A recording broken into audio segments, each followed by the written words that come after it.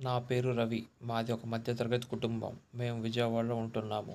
మా నాన్నగారు చిన్న ఉద్యోగి. మా అమ్మ ఇంటి పని చేసుకుంటూ నన్ను చెల్లిని చూసుకునే గృహిణి.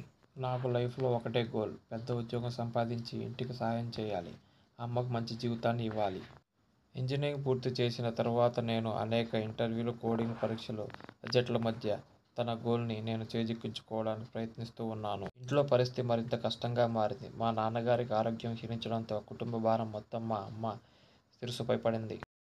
నేను ప్రతిరోజు ల్యాప్టాప్ ముందు కూర్చొని కోడింగ్ చేస్తూ ఇంటర్వ్యూలకు రెడీ అవుతూ పోతుంటే మా అమ్మ మౌనంగా వంటగదిలో పని చేస్తూ ఒకే ఒక్క ఆశతో జీవించేది. తన కొడుకు ఒకరోజు పెద్దవాడవుతాడని. ఒకరోజు రాత్రి కంటికి నిద్ర లేకుండా టెక్ మహీంద్రా కంపెనీకి ఇంటర్వ్యూలకు ప్రిపేర్ అవుతున్నాను. మధ్యలో అమ్మ గదిలోకి వచ్చి మౌనంగా వేడి పాలు ఇచ్చింది.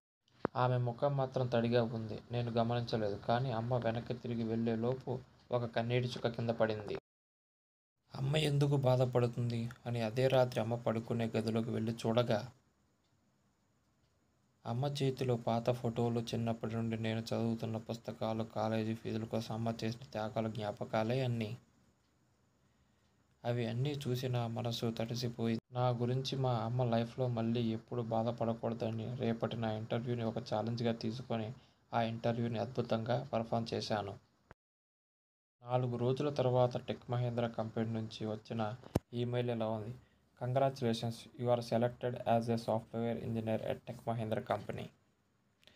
నేను వెంటనే అమ్మకి నాకు జాబ్ వచ్చిందని చెప్పి కౌగిలించుకున్నాను. అమ్మ ముఖంలో చిరునవ్వు, కళ్ళలో ఆనంద కన్నీళ్లు చూశాను. ఆ రోజు నేను అమ్మతో మాట్లాడిన మాటలు: నాన్నగారు కష్టపడ్డారు కానీ నువ్వు అన్నిటినీ భరించావు అమ్మా. నా జీవితం నీ కన్నీటి తడిపై నిర్మితమైనది.